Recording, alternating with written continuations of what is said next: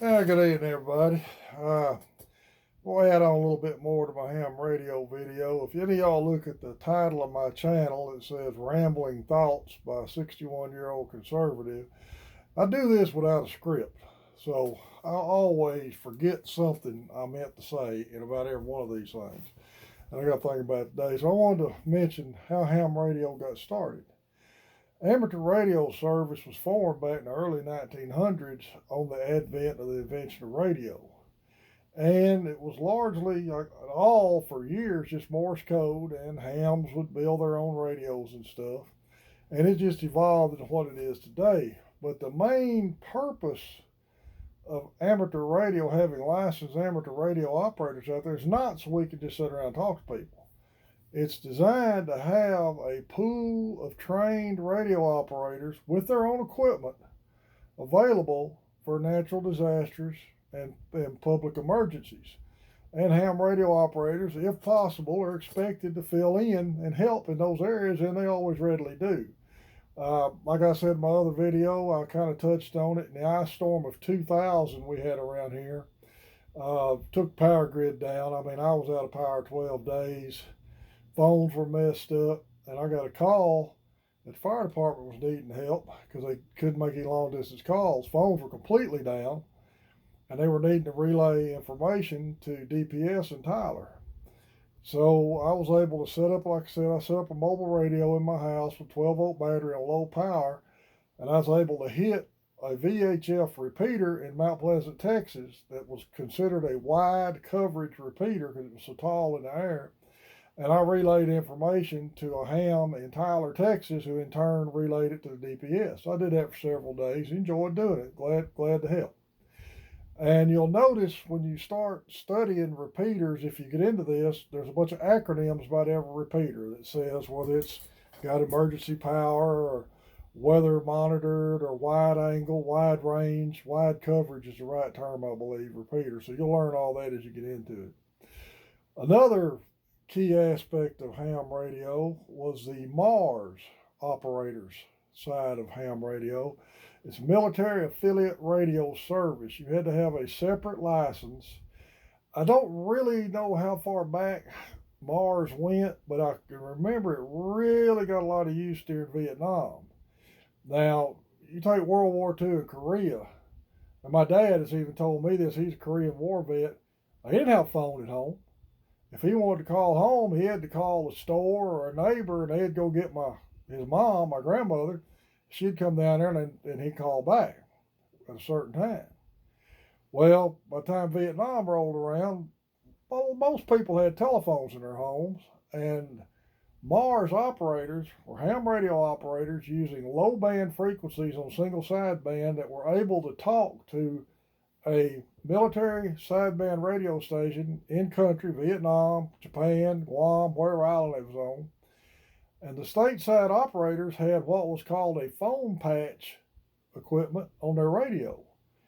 And say a soldier in Vietnam got on a Mars operator close to his hometown, and if he was lucky enough, it was close enough to the local call, he'd give him the number, the operator would dial it up on his phone patch, and that guy would be able to talk to his parents or family from Vietnam via ham radio.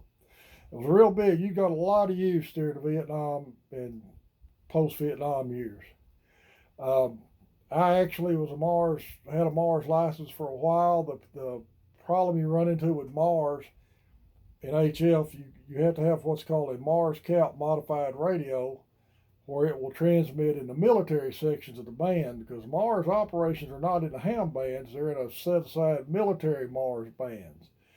Well, here's the kicker: you can't modify your radio legally unless you have a Mars license. So I got my Mars license, this particular radio I talked about yesterday. I got the schematic from Yaesu to mod it. I didn't understand it. I carried it to a technician, and he didn't like the looks of it, so I just turned my Mars license back in, didn't mod my radio. The problem you run into modding these microprocessor control radios, yes, you could open up the transmit frequency where it'll transmit anywhere the dial spins, but it also files up some of the other features of it. And on this particular radio, it does something to the memories. If I could come up with HF rig that was already Mars modified. I might look at trying to get back into Mars again, but right now I just enjoy doing what I do in radio. Buddy of mine commented about my last video about the digital modes, and I didn't touch on them, but I hadn't been involved in digital in a long time. But before the internet really got going, before we had our first home computer, I had what was called a packet terminal hooked up to a VHF radio going through a dumb terminal. And like a computer, but it was just a dumb terminal. And you could sit there, and it's just like instant messaging today. You just typed in your message and chatted with people. Had a mailbox function. You could leave messages for people. If they left their radio and their TNC on, you could leave them a message. Pretty cool deal. I don't know. It's evolved into a lot of other stuff now that I'm not that familiar with. My friend W5MAS was big into satellites. Ham organizations have got together and pooled money and actually put satellites in space that use a VHF, UHF uplink and downlink in the ham band frequencies, and you're able to talk via satellite to other countries. And a lot of times on the countries that are on the true opposite side of the world that are really hard to get on sideband, a lot of times that's one good way to make the contact is through satellite.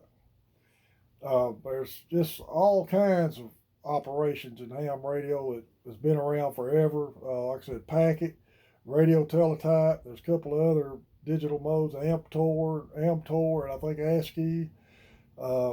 Used to do slow scan TV.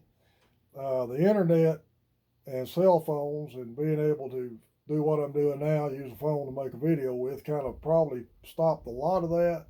There's still a lot of digital modes in amateur radio that if you've got the money and the right equipment for, you can use. My call sign, I didn't mention my call sign. I'm an extra class ham. My call sign is KB5MIQ. The correct phonetic of that is Kilo Bravo 5 Mike India Quebec.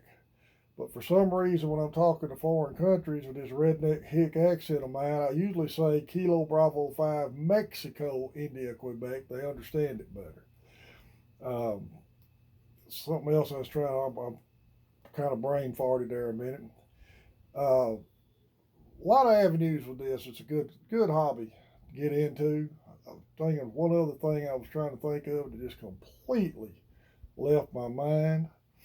But if you don't do nothing but get your technician license, get your handheld, it's be money in your pocket down the road if you have trouble somewhere. Because cell phones can quit, and I'll give you a good example of that. One reason I bought this Kenwood Mobile back in '99, little town next to me got pretty well wiped out by a tornado one evening. I had to come through it to come home, trying to find out if my kids and my wife was okay. And cell phones were either down or completely saturated. You couldn't make a cell phone call at all. I come in that night, ordered a 2-meter mobile, and put one back in my truck so I'd have a way to communicate. Usually you can get to a repeater somewhere. I know what I wanted to mention on the little Baofeng handhelds. They can be manually programmed, but I can't do it. They're hard for me to program. Chirp software is a free download that makes them super easy to program. You just, key to it is make sure you identify the exact model radio when you load the software, put all the parameters in, hit save and upload. It's real easy to do. Do not purchase the Baofeng programming software. It's about $5 and it's in Chinese. And I never could figure out how to convert it to English, and I chunked it. Chirp software is free download. It's also good to program a multitude of other radios that are out there that I'm not all that familiar with.